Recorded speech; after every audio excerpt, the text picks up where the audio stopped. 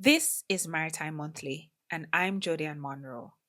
This May, we're celebrating the International Day for Women in Maritime under the theme From Policy to Practice Advancing Gender Equality for Maritime Excellence. I have the privilege of sitting with some incredible women who are shaping Jamaica's maritime industry. Women who are not only navigating the space, but creating pathways, influencing decisions, and redefining what leadership looks like. For this episode, I had the privilege to sit with Mrs. Corah Robertson-Sylvester, who serves as the CEO for Seaboard Jamaica and as the president of the Shipping Association of Jamaica.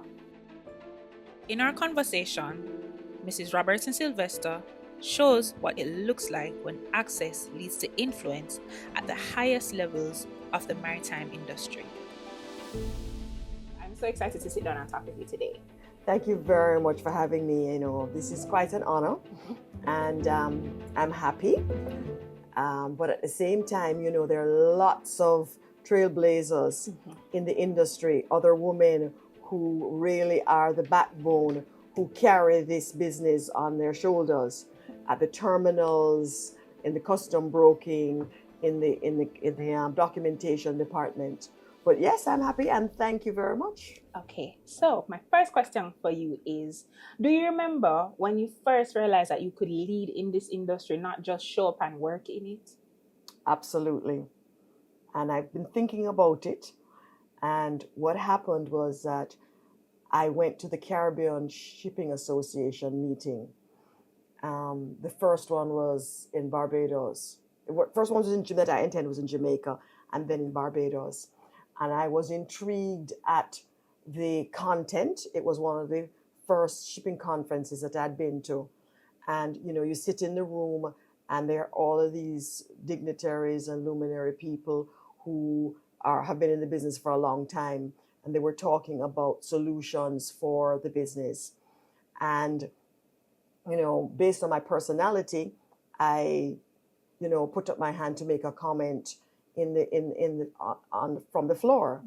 And then after a couple of meetings, I was nominated to be on the council as a representative for the agents, Group A. And I started contributing, and people started to listen to me. And, after the meeting was over, or after the session was over, they'd come over and ask my opinion.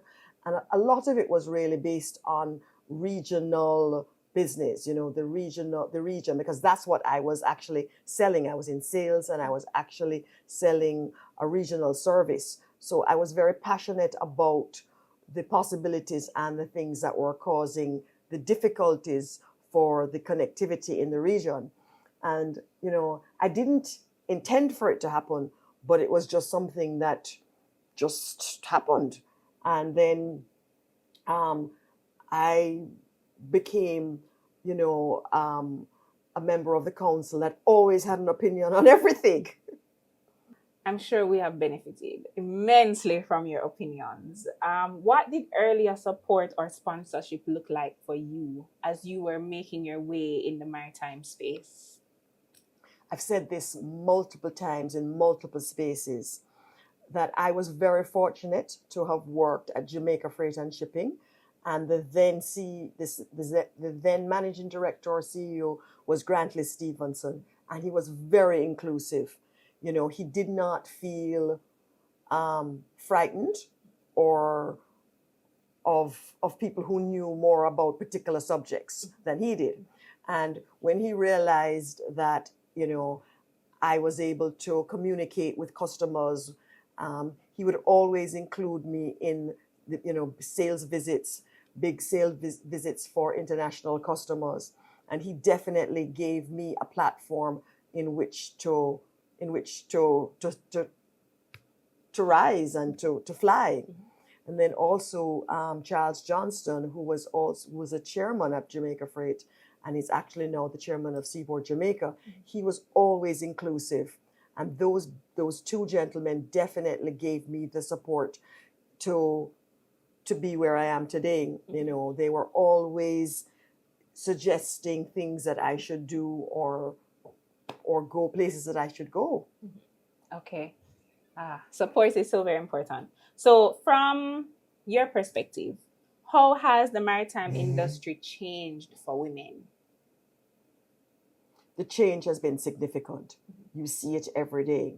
You see it when you go to international conferences. You see women on the podium. So when I first started to go to these international meetings, there were no women on the podium. When I first joined the industry here, the Shipping Association of Jamaica, there were no women on the board. I'm the second woman president, Denise Limfat. She was a trailblazer. She was the first. And at the Shipping Association, and the Caribbean Shipping Association, I was the first president. And when you go to that association, you see more, the room was always black and white with, and by that I mean that the men had on black and white suits. Now you see color everywhere. And that is great. We've made real progress. So women are not only occupying leadership roles on the shore side, but we have women who come from the CMU who are in all aspects of the business, who are going to sea, who are engineers, who are people who are in the pilots department. I mean, Hortense Inararity Ross, she leads the pilot department. And so you see it's very visible. And we're so happy about that. So for you, what does meaningful inclusion look like just beyond representation? It means that our voices are heard, respected, and genuinely, our decisions that we make are considered. It's not just a tick on the box that you need to have a woman on the board or you need to have a woman in the space. That, we do the work, which we've always done the work. And so it is important that we are given that recognition. And I think that is definitely happening. It's also cultural in that, the way that women are spoken about in their presence, darling, baby, sweetness. And you would be surprised. I mean, when I first started, some of the comments, some of the way that the men would speak to you was definitely degrading and definitely would not be allowed or not accepted in today's environment. It's still a problem because, men think that it's okay to make reference to you or make reference to how you look. And it's a balance. Because you don't want to appear to be too aggressive, but at the same time, when I'm speaking to you, look in my eyes and not below my face. Totally understand. So how do we move from strategy, policy to measurable impact and practice in the industry from your perspective? It's definitely happening. And I think with the leadership from women who are visible, they're out there making a mark. Other women can see this, and also the fact that we are represented and respected. I think that is important. Our visibility. The more women you see, the more, and the women doing the work. When you look at in our parliament, when you look at our government, we're running things. We're there. We're doing it. And nobody can ever say that we're not hard workers. And I think we have the ability to multitask, because we've always done that, and we thrive. You see us in the universities, in not at CMU, but at other tertiary education. There are more women in the space, and because there are more women in the space, automatically there are going to be more women in the workplace at particular levels. No, I know this is not what you asked me about, but at the same time, I think we all also need to make sure that our men come along with us. Because if they don't come along with us, then we won't have partners. And that's very important. That is important for the home life, that, you know, our children see a strong mother and a strong father. And it's important for our boys to see that role model.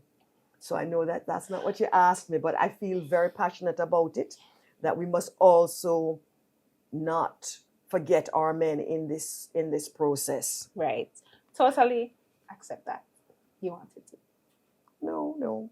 I think the Caribbean Maritime University is doing a good job of exposing our women and also giving opportunities in a new environment that would not normally have been accessible to women.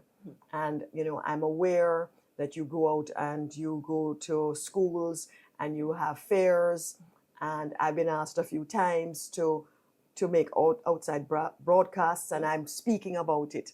And I'm passionate about it. We totally appreciate that, and we appreciate your contribution. We're gonna close our talk, but I wanted to ask, from where you sit currently in the industry, having come to this point, and also looking ahead as a leader in the industry, what do you believe that the sector needs from the next generation of women leaders in the maritime space? The next generation of women just need to believe that they can, because the groundwork has been laid for them, and they need to put themselves in that space. It's going to be difficult for some, because if you want to have a family, there's work-life balance, but it can be done. You know, it takes a village, and if you stay close to your family and they can assist you, you can do it. So we need to put ourselves in this space. We need to believe that we can. We need to say that if we're given an opportunity, we need to take it. If we don't find excuses because we have the children and we can't do this, just take the opportunity and then find the solution after. Okay, thank you so much, Mrs. Robertson-Sylvester. It was such a pleasure sitting with you today, and happy International Day for Women in Maritime. Thank you very much, and the same to you, and to all of those women out there. You can do it.